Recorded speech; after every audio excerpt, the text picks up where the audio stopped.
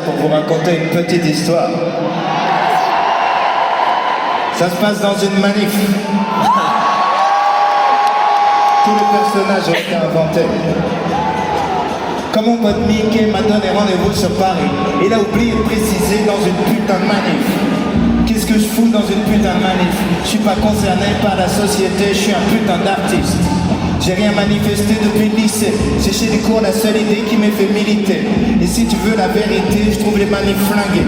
J'y pense en passant au milieu d'un fast mode d'infirmier, entouré par des beaufs un peu politisés, qui sortent les mégaphones pour crier des banalités. Je me dis que si traîner en bande et chanter suffisait, ça ferait longtemps que j'aurais changé le monde.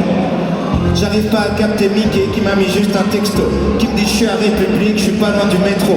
Entre parenthèses, je suis avec France, la sœur à Fredo. Entre parenthèses, dis rien, j'essaye de la pécho. Après une grande partie d'eau écharlée, je retrouve Mickey dans un costume de Spider-Man Wish. Il a les poches pleines de grandes Henken, m'en propose une, je refuse vu qu'il est 11h à peine. Il me fait un clin d'œil discret, me sort un fumigène.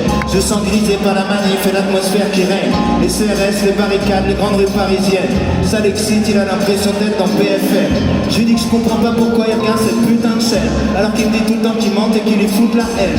Il me dit qu'il a mis juste en fond, ça lui fait une présence. Et de toute façon il fait toujours autre chose en même temps, comme partager des trucs complotistes bas de gamme auxquels je répondais ah alors qu'en vrai je les regarde pas. Je me suis auto-persuadé qu'au fond il y croit pas. C'est juste sa vie moins fade avec un peu de drama. Bref, le cortège va bientôt partir, et moi je vais bientôt partir du cortège. Sauf que France nous présente sa copine bonne Mathilde. Mickey croit pas au Covid donc il tente la bise.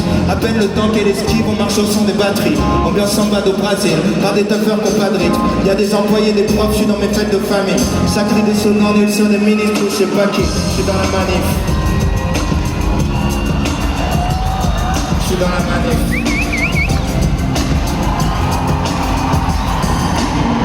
Je profite de la marche pour me rapprocher de Mathilde, qui dit qu'elle connaît France parce qu'elle vient quand même qu'elle a fui.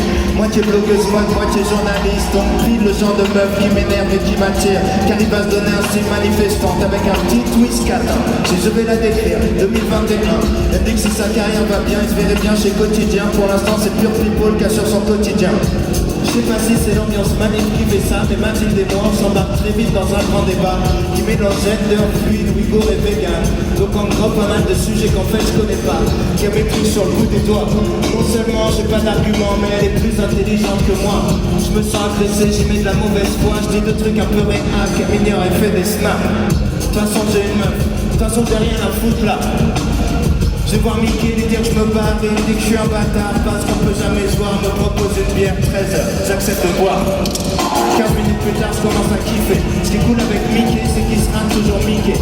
J'ai l'impression d'avoir 18 ans, qu'on s'est jamais quitté. On fait des blagues de merde du genre qui vaut mieux pas tweeter. On passe devant l'Olympia quand je pense à un truc bête. Je dis à Mickey, au fait, pourquoi on manifeste? Il me dit, demande à France, je suis surtout là pour la pécho. Je m'approche de France que je connais un peu, c'est la sœur à Fredo. Par politesse, je lui demande ce qu'elle vient. Elle me dit qu'elle va très bien. Et je capte direct qu'elle va pas très bien. J'ai pas croisé depuis 10 ans et elle en a pris 20. Elle me dit qu'elle reste à Caen car ses parents sont pas très loin. Qu'elle bougerait bien mais c'est plus pratique pour son fils. Son mari s'est barré avec la meuf d'un autre service. Que c'est tant mieux parce qu'il était ultra possessif. Et de toute façon elle travaille tout le temps, elle a pas le temps d'être triste. C'est fou qu'elle se confie aussi vite. Elle dit qu'elle croise peu de nouvelles personnes donc elle en profite. Elle me parle des journées qu'elle passe à nourrir, à faire des lits. Qu'elle est à la fois infirmière, femme de chambre et psy. Finalement elle avait des vieux, c'est pas si pénible. Parce que ça lui fait plaisir de pouvoir faire plaisir. Au début c'est bizarre d'être qu'avec des gens séniles. On s'habitue à ce que la mort puisse faire partie de sa vie. Elle me dit qu'elle travaille plus la nuit parce que ça l'épuise. Car des problèmes de l'intérim, c'est prendre un crédit. Elle m'explique que jongler entre un gamin et un SMIC c'est tout un art, faut savoir rentrer en mode survie. Ça prend du temps et de l'énergie d'être fauché, devoir gérer un budget au centime près, d'être prisonnier du stress, la menace des suicides derrière la tête, les couverts des dettes, la peur de la boîte aux lettres. Elle me dit que sa vie n'était déjà pas parfaite, mais qu'en plus maintenant elle doit s'inquiéter pour sa retraite. Et c'est pour ça qu'on est là, qu'on manifeste contre le fils de pute de l'État.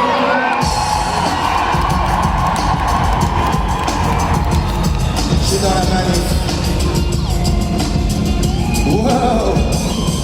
Je vois que Mickey est bien foncé vu qu'il s'en prend une trottinette. Mathilde en fait une story, bravo France ton nouveau mec. Dans les cases bleues du Monopoly on manifeste 16h, rumeur de sale gosse qu'on pas fait la sieste. Ça traîne des yeux, ça court un peu dans tous les sens. Je sais pas si c'est la fumée ou l'atmosphère est devenue dense.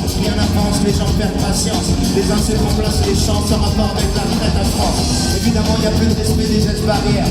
Juste des mecs qui font des grands gestes et qui jettent des barrières. Plus d'intérêt dans un France, mais juste derrière des mecs en cagoule, se sur la vitrine pour lui niquer sa mère, niquer son couple dans la brèche. Ressort une minute plus tard à la Fort Boyard et par remplir une grande canette. J'ai juste le temps de dire, il y a des flics qui se fait plaquer par un civil, Mickey lui met une esquive magnifique. Flic s'écrase comme une merde contre un poteau électrique. Prend les pieds dans sa matraque, ça part en trajet comique, le flic finit en boule. Mickey lui tèche une grande bière dans la bouche, on se réfugie dans la foule. Mathilde jubile parce qu'elle a tout filmé. D'ailleurs c'est déjà en train de retweeter. C'est vite fait, je me dis que c'est le moment de s'éclipser. Sauf qu'on a perdu France qui doit regretter d'avoir pris un jour de RTT. Une heure après tout empilé, voiture retournée, la lacrymo commence à piquer. J'ai toujours pas en France à filer, je dois m'occuper de piquer, déchirer et puis tout pour passer au JT. On voit Mathilde dans l'âme en train de flipper. J'en mets comme un point de carte pour qu'elle puisse m'expliquer. Elle va fouiller des trucs sur son image et sa carrière. Son tweet est devenu viral mais pas de la bonne manière. Récupéré par des merdes comme valeur actuelle.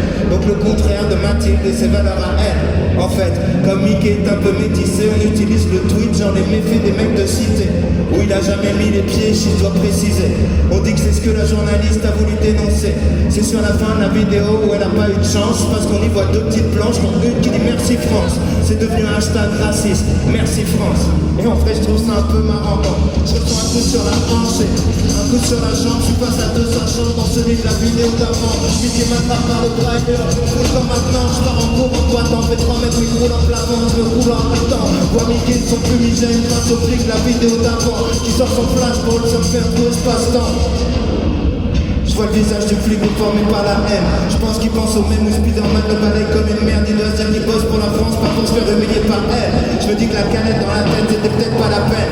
Je vois Mickey avec son fumigène qui s'en fout des scènes, qui doit s'imaginer tourner en boucle sur ce BFM. Ou peut-être il s'imagine rien vu qu'il a bu 15e quête. J'entends un coup de feu qui part. Mickey dit tout au bon moment, ne tire pas 100 mètres. Son fumigène de merde s'éteint avant même qu'il jette. Un corps percute le sol près de moi qui s'en sort de la tête.